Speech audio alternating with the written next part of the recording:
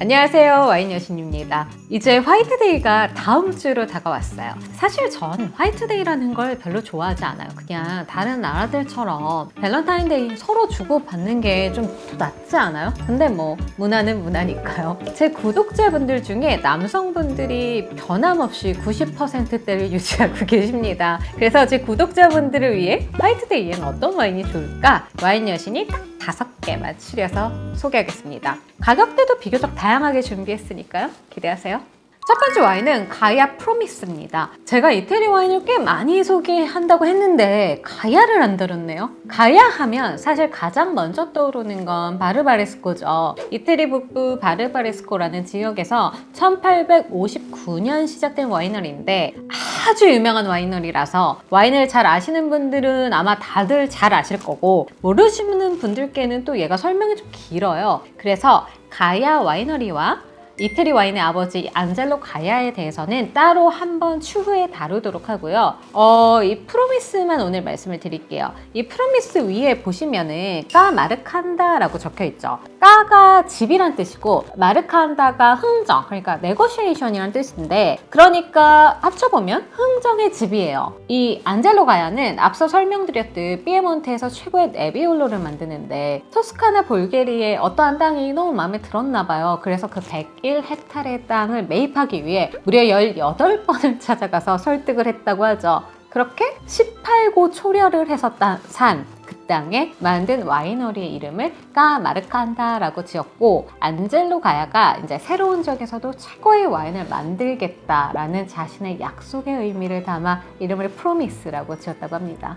이제 예상이 되시죠? 이 와인을 화이트데이에 추천드리는 이유는 사랑의 약속의 의미를 담기 좋아서요. 처음 고백이나 프로포즈를 하는 사이보다는 사실 이미 어느 정도 관계를 이어온 커플이라면 변치 않은 처음의 약속을 상기시키는 의미로 아주 좋을 것 같고요. 토스카나에서 멜로시라 산조베제를 베이스로 만들기 때문에 이탈리안 레스토랑, 프렌치 레스토랑, 스테이크하우스 다 잘 어울릴 것 같아요. 그래서 페어링도 좋을 것 같아서 추천드립니다. 두 번째 와인은 뽀므리의 브리 로제입니다. 엔트리급 샴을 하나 가지고 오려고 했는데 뽀므리에 대해서 간략히 말씀을 드리자면 베브 클리코에 클리코 여사가 있다면 뽀므리에는 루이스 뽀므리 여사가 있어요. 이분도 공교롭게도 클리코 여사와 동일하게 똑같이 남편 사후에 와이너리를 맡아 키우기 시작했는데요. 그녀가 샴페인의 역사에 기여한 부분은 바로 이 브리에 있습니다. 그러니까 드라이 샴페인을 처음 만든 하우스가 뽀므리예요. 브리가 나오기 전에는 샴페인들은 당미가 좀 높고 주로 디저트 와인으로 즐겼는데 지금은 오히려 거의 대부분 브리를 드시죠. 화이트데이에 이 뽀므리를 추천하는 이유가 하나 더 있는데요. 1956년 모나코 공국의 왕비가 된 그레이스 켈리가 결혼식 축하주로 바로 이 뽀므리를 사용했기 때문이에요. 그래요, 우리가 여자친구에게 켈리백을 사줄 수는 없어요. 그쵸? 켈리는 너무 비싸고 구할 수도 없고 켈리는 저도 없어요. 그리고 켈리가 프로포즈에 받았다는 그 10몇 캐럿이 넘는 다이아몬드 반지도 해줄 수가 없어요. 우린 왕족이 아니니까요. 하지만 그래도 그레이스 켈리와 같은 샴페인을 마실 수 있다.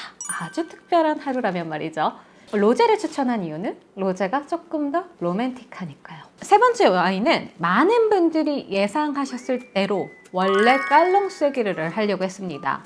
발렌타인데이 와인 이런 걸로 워낙 유명하기도 하고 이 뒤에도 있지만 그쵸, 신의 물방울에서 이걸 발렌타인데이 와인이다, 하트가 그려져 있는 이런 걸로 나와 있어서 이미 유명하잖아요. 그래도 깔롱세기르에 대해서 살짝 설명을 드리자면 그 하트 모양 레이블 때문에 사랑의 와인, 연인의 와인으로 알려져 있는데 이 깔롱세기르는 보르도의 3등급 와인인데요. 세기르의 하트 모양이 왜 그려져 있는지가 좀 궁금하지 않으세요? 와인의 왕자라고 불리는 세기르 후작이 당대 프랑스 보르도에서 가장 훌륭한 와인을 생산하는 와이너리라고 말할 수 있는 샤또 라피트, 라뚜루를 소유하고 있었다고 해요. 근데 이제 샤또 깔롱 세기르를 소유하게 된 후작이 내가 라피트와 라뚜루에서 와인을 만들지만 내 마음은 깔롱에 있다 라고 할 정도로 강한 애착을 보였다고 합니다. 그래서 이후 그 후손들이 세기르 후작의 샤또 깔롱 세기르에 대한 애정을 애틋한 마음을 기리기 위해서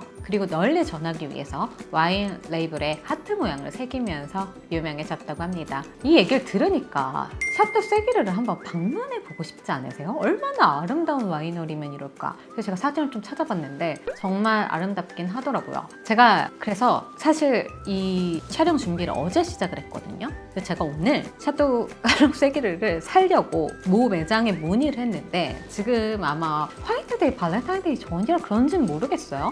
가격이 44만 원이래요. 44만 원을 주고 사라고 소개할 만한 와인은 아니다 라는 생각이 조금 들어서 제가 급하게 와인을 뭘로 바꿨냐, 그 와인의 세컨드 와인이 나와요. 이름도 르프티깔롱이고 보시면은 얘도 이렇게 귀엽게 초록색 하트가 그려져 있습니다. 좀 러블리하죠. 얘는 가격이 7만 원대 정도였어요. 그래서 이제 괜찮을 것 같아서 제가 급하게 추천 와인을 바꿨습니다. 이 르프티깔롱 괜찮을 것 같아요. 얘도 물론 당연히 보르도 블렌딩이기 때문에 앞서 프로미스에서 제가 말씀드렸듯 이런 기념일 가는 레스토랑에 대부분 페어링이 잘 되는 와인이니까 또 그런 날은 또 사진을 좀 이렇게 남겨야 되잖아요. 그래서 이렇게 귀여운 하트 모양의 이렇게 러블리한 와인 들고 사진 한 장 찍어 놓으시면 좋은 추억이 되지 않을까요? 네 번째 와인은 아무르 도츠 샴페인입니다. 도츠는 마돈나가 사랑한 샴페인으로 유명한데요. 샴페인에 대한 사랑이 유별나기로 유명한 마돈나가 가장 아끼는 샴페인이 바로 이 아무르 도츠였다고 하죠. 마돈나는 어디를 가든 아무르 도츠 한 병을 꼭 준비할 정도였다고 하니까요. 그녀가 사랑한 아무르 도츠는 180여 년을 이어온 전통의 샴페인의 명가 쌍파뉴 도츠의 프레스티지 끼베입니다. 연간 4만 병을 한정 생산한다고 해요. 블랑드 블랑이고 밀레즘입니다. 이 말을 못 알아들으셨다 하면 바로 여기 샴페인 편을 달아놓겠습니다. 이거 한 번만 보고 오시면 바로 이해되실 거예요. 아무르는 많이들 아시겠지만 사랑이라는 뜻이잖아요. 그리고 도츠 샴페인하우스에 있는 큐피드상의 이름이기도 한데요. 설립자인 도츠가 양조 중에 큐피드의 영감을 받아 이 하우스의 상징이 되었다고 합니다. 이미 몇몇 분들은 눈치채셨겠지만 제가 약간 힌트도 남겼지만 아무르를 추천하는 이유는 사랑이라는 이름 때문만은 아니라 이 샴페인 캡 때문이에요. 제가 사진을 넣어드릴 텐데 이걸 벗기면 우리가 샴페인 캡이 있잖아요. 이 샴페인 캡이 얼핏 보면 평범하지만 여기 이렇게 아무르, 그러니까 그 큐피드가 새겨져 있고요. 여기 제가 이렇게 해놨는데 그리고 이 큐피드의 화살에 큐빅이 하나 예쁘게 박혀 있어요. 아니 샴페인 캡에 왜 큐빅을 박아? 아깝잖아. 그래서 이렇게 보시면 뮤즐렛을 열어보시면 이렇게 검정 끈에 목걸이 펜던트를 만들어 놓을 수 있게 이렇게 딱 만들어 놓은 거예요. 그래서 샴페인을 마시고 이거를 여자친구 혹은 와이프분에게 이렇게 걸어주시면 됩니다. 그 단점이 이게 끈이 조금 짧고 좀 끈이 볼품이 없어요. 그래서 저라면 얇은 실버 체인 같은 거 하나 미리 챙겨가서 이렇게 이제 소믈리에분한테 이렇게 주시면서 살짝 캡에 걸어주세요 하면은 아마 해주시지 않을까. 아니면 직접 하셔야죠.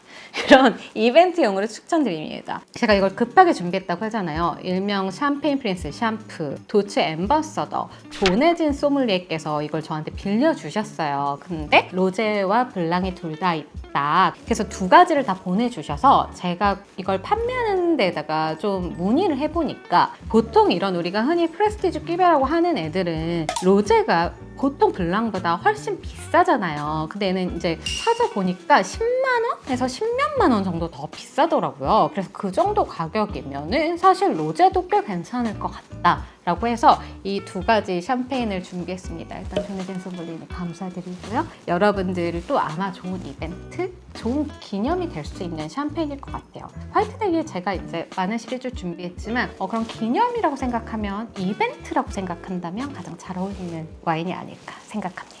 마지막 와인은 베갈리 아마로네 몬테카 비앙카 리제르바 2016입니다. 이 와이너리는 1986년 지오르다노 부부가 설립한 와이너리니까 이 빈티지는 와이너리 설립 30주년 빈티지가 되겠네요. 제가 이전에도 이 아마로네에 대한 애정을 드러낸 적이 있었을까요? 저 아마로네를 굉장히 좋아하는데 오늘 화이트데이 특집에 왜 아마로네를 가져왔을까요? 맞습니다. 로미오와 줄리엣으로 유명한 베로나가 바로 이 아마로네로 유명한 베네토의 도시이기 때문이죠. 사랑하는 사람과 함께하는 날에 세계의 사랑으로 유명한 커플 로미오와 줄리엣의 지역에서 나는 아마도 로미오와 줄리엣이 마셨을 것 같은 와인을 마신다. 어딘지 좀 로맨틱하지 않나요? 제가 베로나를 그리고 베네토를 작년에 갔었는데 제가 갔다 오고 나서 농담처럼 이런 얘기를 주변 사람들한테 하거든요. 베로나에 가면 원수와도 사랑에 빠질 수밖에 없다. 정말 너무 아름다운 도시예요. 기회가 되신다면 한번 방문을 하셔도 좋을 것 같아요. 아마로네가 제가 애정하기도 하지만 또 할 얘기가 되게 많은 와인이기도 해요. 그래서 아마로네에 대한 건 제가 추후에 한번 다루도록 하고요. 이 발폴리첼라의 와인들은 포도를 약간 말려서 아주 약간 건포도처럼 말려서 당미를 올려서 양조를 하는 걸로 유명해요. 그래서 드라이 와인이지만 작황이 좋은 애에는 살짝 당미도 있고, 그리고 화이트데이 같은 날들은 보통 뭐 스테이크나 코스 요리를 많이 드실 텐데 바디감이 아주 있는 편이기 때문에 무거운 요리와도 아주 잘 어울리죠. 아마로네의 대표적인 생산자들을 뽑으라면 뭐 주세페 컨텔렐리나 달포르노 이런 와인들을 뽑겠지만 이게 국내에서 구하기도 쉽지 않고 아마 50만 원은 훌쩍 넘는 비용을 지불을 하셔야 될 거예요. 근데 아마로네도 잘 찾아보시면 이렇게 퍼포먼스와 퀄리티가 좋은 와인도 접근성 있는 가격에 구할 수 있습니다. 이 생산자가 이제 그 다음 세대에 굉장히 주목받는 생산자라고 하더라고요. 제가 오늘은 다양한 가격대의 화이트데이 와인을 추천드렸는데요. 제가 추천드린 와인과 함께 행복하고 달콤한 화이트데이 보내시길 바라고요. 다음 시간에 만나요. 안녕.